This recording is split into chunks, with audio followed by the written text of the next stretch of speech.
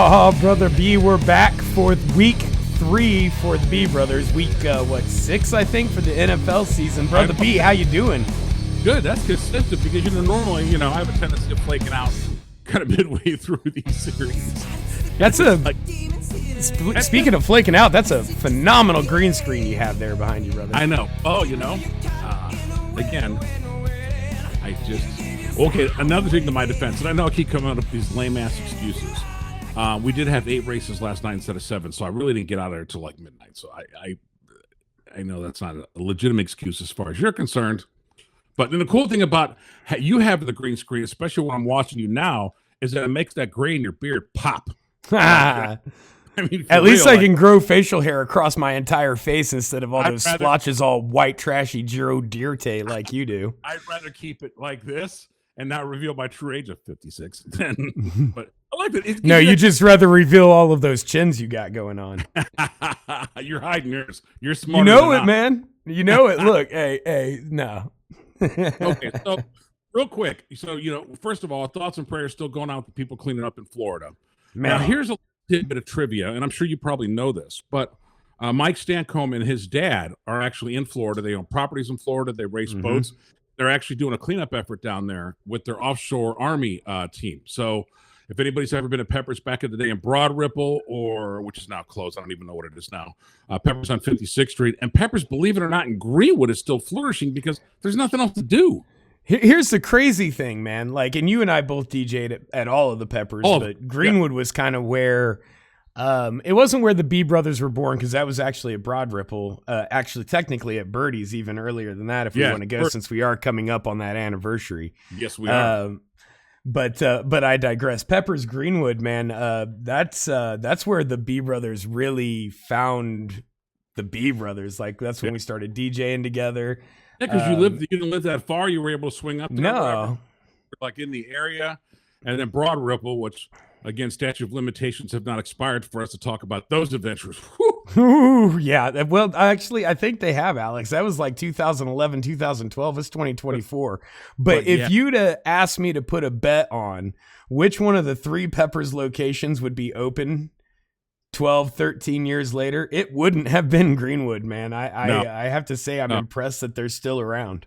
No. But then again, I wouldn't think that, land trucks would close over shooting either. You know what I mean? And you would have all those problems. But I think the village in itself is kind of it's flipped. It seems like to be like more kind of, I don't want to use the term bougie, but, more residential and kind of high stuff, which is cool. And I think the area needs it. But sometimes you need just like a good old bar where you can go in where it's safe and go hang out. And I think it's shifting some. And some would say it's shifting for the better. Some of us old folks that, don't want to sit there and just mess with the nonsense. So, when I heard about all that stuff happening, I said, man, it's just a crazy world that we live in, that people argue and get uptight over the most simplest of things, but it's unfortunately that's the world we live in. And it's the level of violence too, man, because all that stuff that was around when we were younger and in bars, for you in the late 60s, for me in the mid to early 2000s. But we handled it differently back then, right? Yeah. Like we go outside, we'd beat the living hell out of each other. Then we go back inside and do a shot of tequila together. Game was over. It was over. Done. Or we go to a different bar because we were both probably banned from that bar for the night. Yeah. But you didn't have like social media dragging stuff on, and you didn't have stuff and really just kind of the disregard for the law in general, man, because I'll tell you one thing, I love my freedom too much that if I've got a beef or a grudge with somebody, to go in there, do something bad, with a weapon or whatever, and risk my freedom. But then maybe you want to gamble that the court system's going to be in your favor and let you out, which has been known to happen no matter where you live. Right. And it scares me that even like road rage, and I've been known like honking people, we all do. Now you just can't, you don't know what's on the other end. And you can look at somebody and size them up and say, yeah, I could beat this guy up, whatever. But if this guy pulls out something, the scale is now lopsided. Right. And we aren't spry like we used to be, man. Like, I don't know how long it's been since you've taken a punch, but it's been about 20 years for me. And I'm probably pretty fragile at 42, man. I'm not going to lie. Yeah. Well, yeah, because we just all kind of settled in our ways or whatever, kind of give that stuff up and it goes on and everything. I mean, they don't teach you that stuff in Boy Scouts. They don't teach you how to grow up and throw. What they do teach you in Boy Scouts, now pardon the rant, so I'm going to apologize ahead of time. Okay, if I'm coming out of Walmart, right, I got this huge cart, right? I just got done grocery shopping. Okay, now from a distance, you can see that I got the generic, Walmart Cheetos. That and I spend a lot of money. Groceries are expensive. Yeah. Okay, I'm rolling out of there, just trying to get home. Do you really think I got money to buy popcorn? And I know it's probably dangerous to go door to door sell the stuff like it was when we were kids. Right. But it's got to be. Sometimes it's a little obnoxious when they're selling right outside the door, but then to run right out in front of you, then you feel bad because you don't want to say no, but then you've got a friend of a friend or a kid or something that you got to buy it from, and you feel bad. But dude, how could you look at somebody with an overflowing cart knowing they just pissed away a lot of money, and then when you say you don't, man, no, thank you. Okay, have a nice day then. Bro, man, two things. First of all, you got to perfect the stiff arm, right? Like you see him coming, just throw that arm out there. You're way bigger than them, so I'm thinking that you have the physical advantage here. Second of all, if that doesn't work and they're a tough little SOB, then you just got to go with the classic professional response. I've already got a dealer. And that's really all you need because you've got a dealer. And it's the same thing every year, man. You buy from your dealer, you get your fix, you finish off your product, and then you're like, you know what? Next year, I'm just going to save money.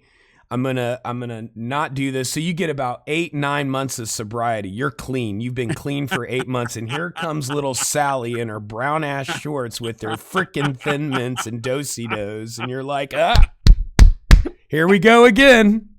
But you know what's something? You can go into like Kroger or whatever, and you get those thin, like the generic Thin Mints that are just as good. You put them in the like fridge, half the price, and a quarter of the price.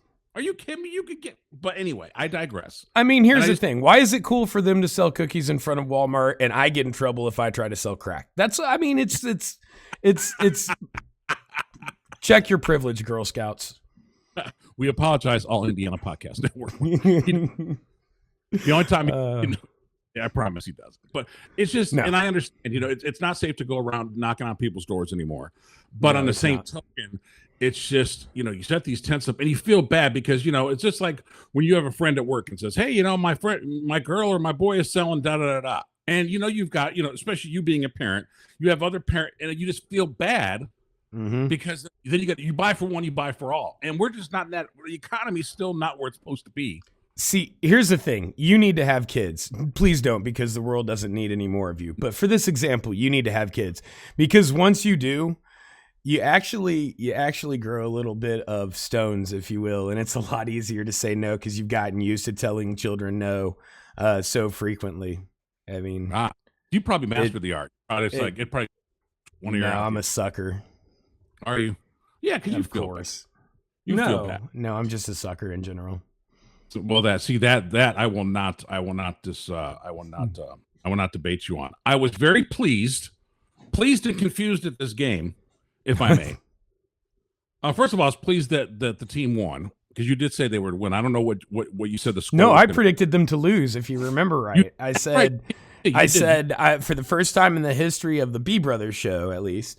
I picked Tennessee, and that came with a parlay that if the Colts did end up winning, which they did, I wouldn't pick the Colts the rest of the year. Yeah, because apparently you have there's some kind of mojo, some kind of Myles mojo. Eminem that I works. got the magic in me. You need auto-tune, bro. I need a lot more than auto-tune, but yes. Okay, so now is history repeating itself because I pulled up the injury list via Colts.com. Anthony Richardson still out. Jonathan Taylor still out. As a Colts fan, and sometimes you being the occasional critic, how many weeks is this? And do people worry? Let's be honest. Let's just be frank. So I mean, it's different answers for each Jonathan Taylor and Anthony Richardson. Okay, let's focus on first. Let's focus on who first? Anthony. Well, so remember last week I said I thought part of the reason they held Anthony out was because Jonathan was out. Right. Same thing this week, right? I think that Jonathan is necessary for Anthony to play, not to play, but to play safely. And again, if he was 100% fully healthy, I believe Anthony Richardson's out there. I think he was 80, 85, 90%. And they're like, okay, Jonathan's not playing because he was a full participant. Anthony was in practice all week. So he's ready to go. So I see this as, well, since Jonathan's not out there, let's give Anthony one more week. And instead of coming back at 85%, let's have him come back at 100%. Joe Flacco is playing well. He had a weird game today. I mean, he ended up with only one interception, but he could have had 3, maybe even 4 if it weren't for some costly Tennessee penalties. But, I mean, so Anthony was a surprise. I think everybody thought he was going to play, self-included, because of how much he practiced during the week. But again, I think it was just one more, hey, it's not going to hurt. Tennessee's not a great football team. Joe Flacco's playing well. Jonathan Taylor's out. You have all these circumstances. Let's keep him out for one more week. And he was technically not out of the game. He was the third string emergency quarterback. So that tells me that he's healthy enough to play, but maybe not 100%, right? So in an emergency, Flacco goes down, Ellinger goes down. All right, Anthony can play. But why risk it at this point, especially without Jonathan Taylor in the backfield to help take some of that pressure off? Okay. Jonathan Taylor is a completely different subject, right? Right. High ankle sprain, it's mild. But, we've experienced this throughout Jonathan's career. The season before, the contract holdout and even the holdout had implications with the ankle as well. That's what the reason, I say that in quotations for people who aren't watching, who are just listening.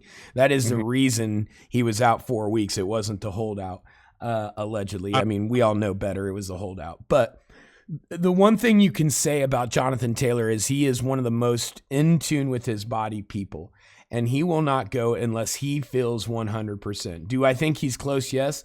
I think he could even miss one more week, to be honest with you. But then you have the entire other side of that coin in Michael Pittman, who Tuesday or Wednesday, Adam Schefter had reported that he was going to the injured reserve list for his back, and then he ended up playing an absolutely massive role in this win, late in the game with the touchdown and a big first down catch. I mean, they were both physical catches. So it gives me some mixed emotions about Jonathan. But I'm going to hold judgment on him for right now, just because it's early in the year, and I would rather him play it safe and be available late in the year, or for even potentially a playoff push and even a playoff game if we're lucky. I still don't know that we're going to get to that point, but I get it. Just save the fuel in the tank, man. Running back's a tough position. Right. Do you see the direction changing once both of them return? At the same time, not just but like when both, if that combo shows back up, do you see like a vibe and direction changing, or what do you mean? Definitely a vibe and direction change, but here's the thing, and the problem with the win today, and the negative part about that win is it masks, not even masks, but it extenuates this issue with Gus Bradley and the defense. The defense was good for the last couple of possessions. I will give them that. But the whole game, they were soft, like we say every week. They weren't aggressive. You allowed Will Levis in his first drive to complete all of his passes. I mean, this dude, the only thing he can complete is a jar of mayonnaise. So like the defense is still not good. They 3rd and 19, you 24-yard touchdown run, like completely unacceptable. And part of it is personnel, yes, but we did get Kwity Paye back this week. We got Kenny Moore back this week. So the defense isn't as injured as it was. There's still a couple of injuries. I mean, DeForest Buckner is a big hole there. But these problems existed when these guys were here too. So, the fact of the matter is that it's not the players, it's the scheme. And I think if the Colts lost this game, we very well may have seen a Gus Bradley exit. It may have happened before this show airs on Monday.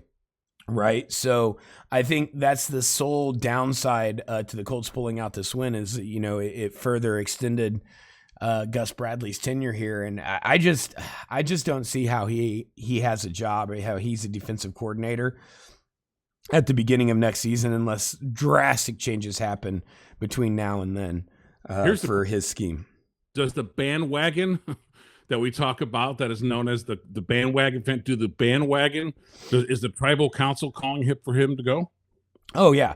And it's not just the tribal council that's calling for him to go. I mean, he's been a subject of talk with some of our fellow media guys here in Indy, like JMV, Kevin Bowen. Heck, all of the shows and all of the shows on our friends over at the Fan have, if not been directly calling for it, saying, "Hey, something's got to give." But the shocking part is it's happening on the national media stage as well. You do see, like in ESPN and stuff, you'll see them talk about, Gus Bradley, and not necessarily whether or not he's going to be fired, but just the level of poor scheming and planning that comes with his defense. I think once you hit that national, it's one thing, like you said, we talk about the bandwagon fans, we talk about, the vibe in the city, but then again, once you start getting the big guys talking about it, you're like, but we also know, Jim has a tendency of not to budge when people are telling him one thing. He is loyal to a fault in that sense, especially with this being the quote unquote, the what they call the building year or whatever with everything they've done with the team. But I don't think defense should be included in that, especially if they're not, if the scheme, or like I say, the math ain't math, if the scheme ain't scheming, right, it might make that move. And there are personnel issues on defense. I mean, I've been saying that since last year, and we made absolutely no improvement to that defense. I mean, aside from Samuel Womack, there's not a new player in the secondary or anything. And here's the thing: we've gotten excellent play from Nick Cross and Jalen Jones, both young players who were question marks coming into the year. But that's not enough, and that's why, to me, Chris Ballard is still on the hot seat, even though I think at very minimum Jim Irsay will give him at least another year after this. I'm tired of the excuse being injuries. These teams have not been well put together. And then when you parlay that with poor coaching, whether it was the Frank era, the very short Jeff Saturday era, or like what we're experiencing now with Gus Bradley, I love Jim and I love the human that he's in, but he's got to realize sometimes you got to be the boss, man. And, sometimes the boss comes with an axe that's not comfortable to carry. Right. No, I think you're 100% right. Especially with Jim, everything he seems to think, that he does seems to think to be amplified with personal stuff. So I think it's almost, I don't want to say he's afraid, because he's definitely not afraid of much or whatever, but you just have to think to yourself, okay, how long do you say the excuses of being injured, or of it being the rebuilding era or whatever? How long do you keep doing that and go, yeah, okay, well, now it's finally to make a move. We've expired that excuse, so to speak. And then now what? Now what are we going to say? We have, but you look at Jim's history, and some people are like, oh, he's getting soft in his old age, or all the surgeries or all the drugs or all of the stuff is just finally caught up to him. I disagree. I mean, he's got a track record of this type of behavior. He kept Grigson and Pagano around for way too long. And even Pagano will tell you that he should have lost his job a couple years before that he did. He said it on interviews. I was never a fan. No, and I love Chuck Pagano, the man, and what he overcame and everything. But again, this is football. This is business. And you can't let someone stick around 2 or 3 years beyond when they should be because you feel bad for their story. I mean, everybody has a rough story at some point in their life. I have a rough story. You have a rough story. I don't see anybody handing us multi-million-dollar a year jobs, even though we're not doing our piece to keep it. Chris Ballard's been around for 8 years now, and he has a negative overall record during those years. He has one playoff win and maybe one other playoff appearance. I can't remember. No division titles. This is, and I mean, we're not just talking about 3 or 4 years and a rebuild. And yeah, I know he had to overcome losing Andrew Luck 2 weeks before the season, but man, that was 5-6 years ago now. Yeah. There's no other owner in the league that would have kept a GM around this long with this type of track record, let alone going, he's probably not even on the hot seat. His seat should be so hot that he can't sit down right now. Every time they lose a game, or every time a player goes down to injury and they don't have depth, Chris Ballard should be sweating more, and he's not. He's sitting back, smoking a cigar, drinking a bourbon, going, I got this guy fooled. Because that's what it is. He's a scam artist, man. He doesn't deserve the job. His drafts are what he's been famous for, and the last 3 or 4 years haven't been great. They haven't. They haven't. No. You know, he's had some good drafts, but he's had some bad drafts. I mean, there aren't that many players left on this team from the last 2 drafts already. That speaks volumes. I mean, the past 2 years, they've cut a top 5 round draft pick in training camp. Wow. From that year. I mean, it happens, but I mean, that's not good drafting if you're cutting guys before you even get to the season. Other bad decisions. I have to ask 2 things I want to touch upon, and one's I'm really going to get on a ramp on just because of Belichick. What's the whole crowd noise thing? I'm going to get to that in a minute. He's chump. Where did you? I don't watch much ESPN. Is Jeff Saturdays? It seems like he went into witness protection after he coached. I don't watch a lot of ESPN either because you have to pay for it, man. Like it's ridiculously expensive. I haven't seen him anywhere. Like I haven't either. Like, did he go into hiding? Because like I don't know. I used to see it. Not that I watch ESPN, but you'd see him like in some of the preview. You just don't see the dude anymore. And it's been ever since he did the coaching thing. Like I don't know. I don't know what happened that we don't know about, or if he's just like, I need some time and some time off to recover from this, because he was put in a terrible position. Like Jim Irsay did him dirty. He thought he was doing him a favor, but that was not good. He knew he wasn't. But I mean, how do you go back to how do you sit there and say, you go to your broadcast mates, hey man, I'll be back. I'm going to go give this coaching thing a shot. Right. Tank. And then how do you go back and have that same level of like, okay, we're joined here with so-and-so, so-and-so, and Jeff Saturday. Hey dude, what you do on your time off? Yeah, I don't know if that's necessarily it, because you look at a lot of the guys that are on some of these panels, whether it's Paramount or NBC or ESPN, and they go back and forth. You know, they'll go coach for a little bit and they'll come back to the panel or whatever. I think it was the emotional toll that actually the coaching experience took on him. Yeah, I would have to say. Now, before we talk about the next game, I saw in an interview where Belichick was making comments about this whole crowd noise myth of the RCA Dome. I don't know if you saw that. He was... Oh, yeah. Okay, so here's the deal. I'm going to say this, and I can say this with 100% conviction because at the time that I went down, I was the Dome DJ. Now, if you've ever been to a game, now they have microphones that hang over the crowd, okay? Those mics are mixed in for like the highlight reels. Sure. You know, they pick up the quote-unquote crowd noise from people cheering, and sometimes that will loop back through the PA.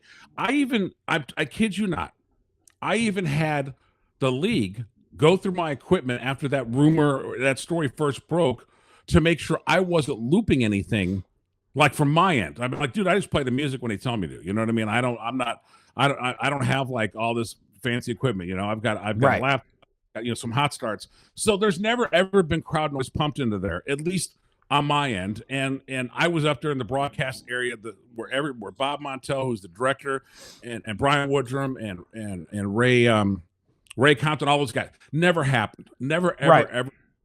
But for him to still bring it up, I'm like, dude, Belichick, really?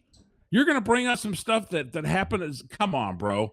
I think he's still salty about Deflategate, so he's going to take a swing anytime he can. You have more accusations and more people throwing mud than this. And that's what really just irks me, because when I heard about this being brought up about crowd noise, I'm like, guys, and I'm not just sticking up for him because I work for the team, but my equipment actually went through it. You know, they like to make sure, like, what does this do? What output? Right. I mean, seriously, it did not happen. And if you ever heard crowd coming through the PA, because the mics that you'll see hanging above is what they mix, the highlight reels for, and for the broadcast too. If you didn't have those, you would just hear the announcers. You hear nothing going on in the field behind you. Right, no field noise, nothing. Yeah, exactly. So I just had to get that out because I'm like, man, y'all got something else to talk about? I mean, how about the fact that your granddaughter's your girlfriend? I mean, your girlfriend could be young enough to be your granddaughter. Let's talk about something a little bit more juicy, you clown. Why are you hating on him for that though, man? Jeez Louise. Because it's so insignificant in the grand scheme, and I think because I was involved at the time, the same thing like with the whole F word thing. I take it, I shouldn't even take it personal because I don't care less what the guy does, but it's just like when I see it brought up, I'm like, really? Like crowd noise? We're still talking about that? That was how many years ago? I mean, but RC you got to look on the bright side, Brother B. Bill Yeah. Belichick is still talking about you to this day. I don't say me, I but mean, who else would have put the crowd noise through? That was your job, right? Like Bill Belichick I have in my October of 2024 is still talking about the B. I had my iPod there, and I was just come on, I would. Back then, wouldn't it have been an iPod Shuffle? It would. It didn't even have a screen. Didn't even have a screen. Probably had the little wheel on it. I probably had like music queued up, and instead I hit the crowd noise sound effect button. Whoops! No, I didn't. It never. Right. But I'm. Tell us who we're playing next, and what do you see? Are we back at home, or are we on the road? We're back at home. We got Miami coming into town, and man, it's rough for them with the injury to Tua. But I mean, they still have a lot of talented guys on the team. I mean, yeah, I know, right? Right, Red. How could you miss it? It's like Fire Engine Red. How could you miss it? Well, because I'm staring at your big head on the screen, which makes the mic look excessively smaller. That's what she said. Sorry, all Indiana. Okay. Anyway, Miami's coming to town. No Tua. It's been rough for them. It really has. And at home, there's absolutely no reason this shouldn't be a win on paper. But Miami's still very talented. They've got some amazing receivers. I mean, Odell Beckham, Tyreek Hill. They've got a couple of great running backs. A-Chain being one of them. They've got a really solid defense. So in my world, this should be a Colts win, but this also could be a trap game for the Colts. Because you look past the Dolphins, the following week is the Texans. And I mean, if the Texans win that game, you've given them the division at that point, barring a complete collapse on Houston's point. So you can't look past Miami to Houston, or else you'll find yourself being 3-4. But man, it sure would be great to go into that Houston game on October 27th at 4-3. So who are you? Do you predict them not to win again like you just did this last one, and then that they flip the script on you, or what's your gut tell you? And I know it speaks to you quite largely, as mine does. Because I have a large gut. That's fair, yeah, as you do. I mean, so here's the thing. I made a promise to everybody that if the Colts won in Tennessee after I predicted them to lose, that I would stay the same. I do think that the Colts should win this game. Sure. I'll say that. But my prediction is going to be Dolphins 24, Colts 20. I'm going to predict a Dolphins win because I'm superstitious. And here's the thing, with this defense, anything's possible, right? Yeah. Like, I mean, unless some magic switch gets flipped, any team out there can beat us regardless. I mean, Trevor Lawrence proved that last week. He came in and threw for almost 400 yards, which was probably more than he'd thrown for altogether in the rest of the year. Not really, but still. And they beat us 37-34 to win their first game of the year. And then they go to London and just get throbbed, like just had the hell beat out of them by Chicago. I think it was 35-16 or something like that. When in London, which is technically a home game for Jacksonville. And, we beat the Bears. So what does that say about what kind of product we put on the field last week? So at this point, I've said it from week one, this team could be 15-2 or 2-15, or I guess now it'd be 3-14 or 4-13 since they have, or 14-3 since they have 3 losses. And I mean that because, Anthony Richardson, Joe Flacco, that inconsistency. Jonathan Taylor, that inconsistency. Other health along the offense, that inconsistency. We've got a couple injuries on the line, guys who have stepped up, but will they continue to step up? And then the big story for this team, no matter what you say or do, is the defense. And it's a defensive scheme. It's not, the health and injuries on the defense are concerning and everything along those lines. But again, a broken record. I'm sorry. It's the scheme. It's the defensive scheme. The scheme ain't scheming. The scheme ain't scheming, Alex. It's not. That's basically what we can say. So, believe it. Look, 3 weeks in a row, I have been consistent and not postponed, and we've actually been doing it within a fair enough time. Woo! Because normally it's like we would do it at night, and by that time, everybody else is throwing their 2 cents out there. Everybody's done the recaps. I come to listen to us, like, wait a minute, but here we're at least getting on, within 90 minutes or so of the game concluding, barring no editing issues or whatever. So right there you go. So that is another episode of the B Brothers. Again, there is now. I'm going to say this just because you can hold me to it. Okay. There's a good chance that when we do the B Brothers show around Thanksgiving, that your boy will be in town. I know I've said this, and then I don't show up, and I stand you up, and I ghost you. I don't ghost you intentionally because I got a zillion people to see. But I think around Thanksgiving time, I haven't quite finalized the arrivals and departures. Be kind of cool to do in the same studio. Wouldn't it though? I mean, that would be awesome to do that in the same studio, but that would require you actually seeing me when you're in town. How long have you been in St. Louis now? 4 years? 3 years? I moved in 2021. 2021. So 3 going on 4 years. Who went to a ball game that was right around the corner from where I live? One time, Alex. One time I was in St. Louis. How many times have you been in Indianapolis the last... You know what? I'll give you the benefit of the doubt. The last 18 months. I think I've only been once. I haven't really been up there. When's the last time we were there? Oh, so you're a bad friend to other people, not just me. No, not just you. Yeah. Oh, you're fair. See, I felt special. Always the bridesmaid, never the bride. Yeah, you're lumped in there with like Stan Combe and Juan and those guys. Dang. Yeah, have I been out there this year? What year are we in now? 24? I feel like I saw something where you guys came to town not too long ago, but it was a quick trip. Maybe it was a quick. We were in Terre Haute to get a dog. That's what it was. We were in Terre Haute, to get our latest edition. Lincoln, he's a peach. But we didn't go like they met us there. We didn't go like up in Indy, but still came across state lines, man.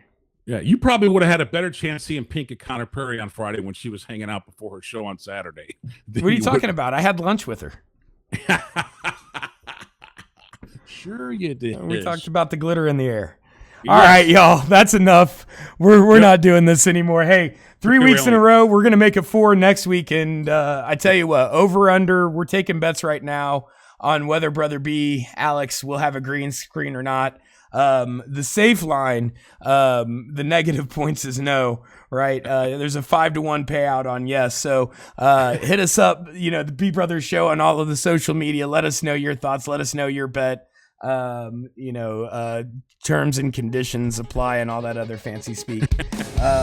We're out of here, Brother B. Until next time, we'll see you. This is the B Brothers Show on the All Indiana Podcast Network. Bye-bye.